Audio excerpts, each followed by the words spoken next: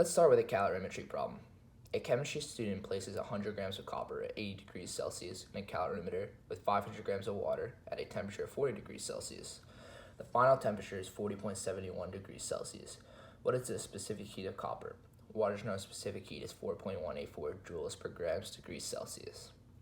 Let's start off with what we know. So we know that heat flows from hot to cold. So the heat of the copper is going to travel to the surrounding water molecules because the copper has a higher temperature than the water. As the copper loses heat energy, its temperature will decrease, and as the water molecules absorb the energy, its temperature will increase. At the end of this, the final temperature will be the same. So for this case, the final temperature is 40.71 degrees Celsius. So now the first step you need to do is to find the change in temperature. And you do that by subtracting the initial temperature of copper and water from the final temperature of the system. You get 0.71 degrees Celsius change for water and a negative 39.29 degrees Celsius change for copper. We know that the heat released by the copper is equal to the heat absorbed by the water. One side has to be negative because the temperature of the water is going up and the temperature of the metal is going down. So to balance, you have to have a negative sign.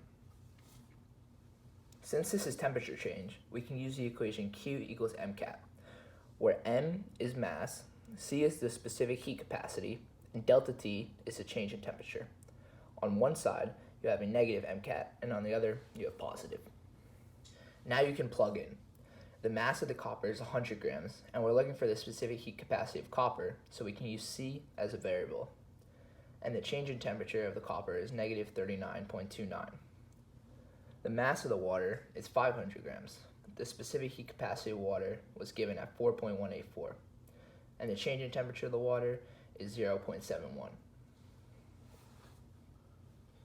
Now when we multiply, we get 3,929 C on one side and 1,485.32 on the other. Then we have to divide by 3,929 to isolate C and find the specific heat capacity of copper. And the specific heat capacity of copper is 0.378 joules per grams degrees Celsius. Now let's do Hess's law. Suppose you want to know the enthalpy change for the formation of acetylene, C2H2, from solid carbon and hydrogen gas. The enthalpy change for this reaction cannot be measured in the laboratory, but we can measure enthalpy change for the combustion of carbon, hydrogen, and acetylene.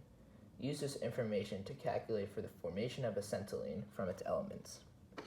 Let's start off with defining Hess's law. Hess's law says that if a reaction is the sum of two or more other reactions, then the change in enthalpy for this reaction is going to be the sum and change of enthalpy of those reactions.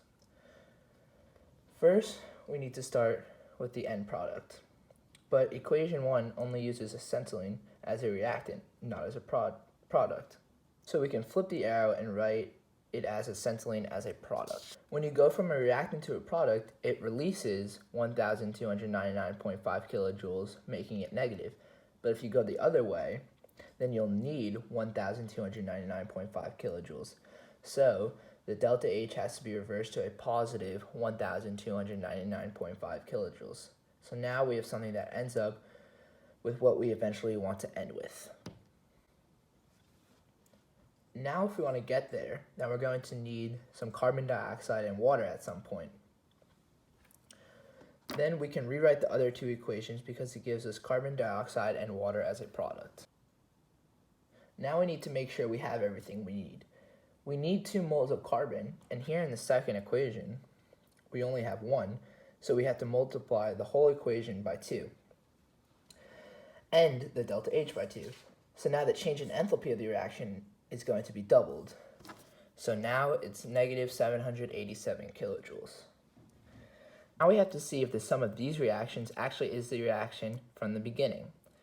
Now we can cancel out reactants and products. So this equation produces 2 molecules of carbon dioxide, but then the 2 molecules is used up in the first reaction. So we can cross out the 2 CO2s. Now this reaction produces 1 molecule of water, and this first reaction requires 1 molecule of water, so we can cross those out. Now this reaction requires 2 molecules of oxygen, and this one requires 1/2 molecules of oxygen. So these two combined give us 2.5 molecules of oxygen. So we can then go ahead and circle those to give us 2.5. So those are the reactants, and in the end, those end up as products of the first reactant, because 5/2 is equivalent to 2.5. So they go into the system and then go out unchanged. So we can then cancel those out. Now we're left with 2 molecules of solid carbon plus a molecule of hydrogen, yielding in acetylene. So it is true that the sum of these reactions is what we want. Now we just have to add up the enthalpy values. We add those up to get 226.7 kilojoules, and it's endothermic because it's positive, so it is going to absorb energy.